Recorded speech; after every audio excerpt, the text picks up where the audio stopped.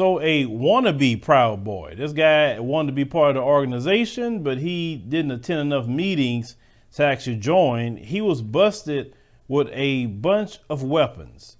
Now, he said there was including, he had 75 knives, and he had threatened the life of Senator-elect Raphael Warnock. Now, that's the brother that won out of Georgia. It said hours before the U.S. Capitol white supremacist terrorist attack. Okay.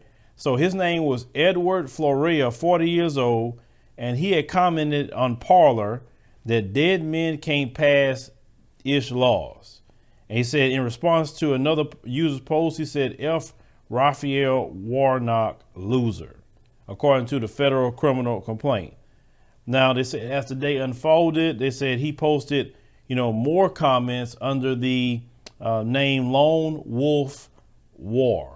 That's that lone wolf thing they always talk about, right? They ain't no lone wolves. They are a cog in the white supremacist system. So he said that he said, let's go out. We'll be reaching out to patriots in my area so we can come up with a game plan. It's amazing how they took the word patriots, which should be something that's not a bad thing, and they literally turned it into a terrorist word that's used by a terrorist organization called white supremacy. That's amazing. He said, here in New York, he said, we are target rich. He said, dead men can't pass ish laws. I will fight, so help me God. He said, the time for peace and civility is over. He had rode 3 cars full of armed patriots are en route to New York. 3 cars of armed patriots are heading to D.C. from New York, guns clean, loaded. He said, got a bunch of guys all armed, ready to deploy. He said, we are just waiting for the word. So these white supremacists, and understand white supremacists come in multiple colors, as you know. When you say white supremacy, it's an ideology, not just a skin color, okay? Even though the skin color of those who are consider themselves Mzungu is the one that they focusing on, but the ideology in people that believe that they're white, you understand, or they have a proximity to whiteness is why they, join that. That's why, you have different people groups. You see the Enrique Tarrios, even though he's a shade lighter than me, in his mind, he sided to white supremacy because in his mind, I guess he's white. Or you seen like that Vietnamese cop that we reported on our other channel, African Diaspora News Insider channel, the Houston police officer. He was over there at the U.S. Capitol. He Vietnamese, but in their mind, they thinking they have this proximity to whiteness. You see a lot of these non-black groups who aren't white that have this attitude. They think that they have this proximity to whiteness until the real white supremacists let them know, wait a minute, you're not one of us. You better move around somewhere. Okay. But it said earlier that day, he said that he posted again. He said, if he catch one of you, he said, effers in D.C. tomorrow, he said he's slicing the throat. Now, they said they didn't know what he was referring to, but this fool was a software engineer.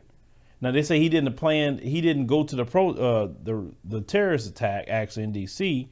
He said, but, what ended up happening, a armored FBI vehicle with more than a dozen federal agents, they say, showed up in his neighborhood to come pick him up.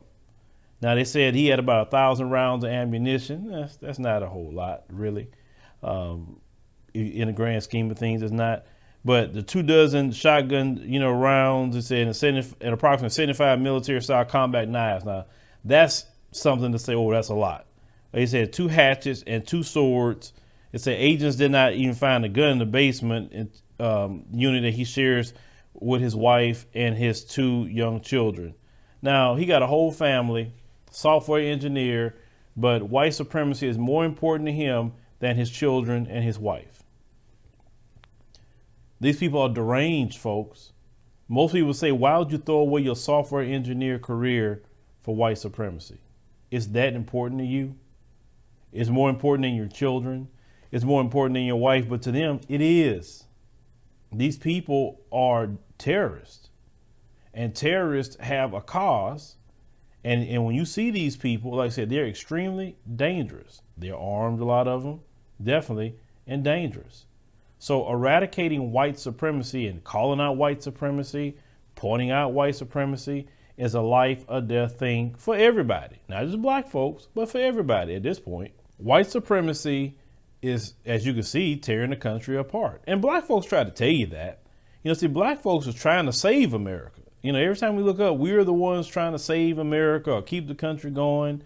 But it's like every time we try to keep it going, the white supremacists want to just tear it up.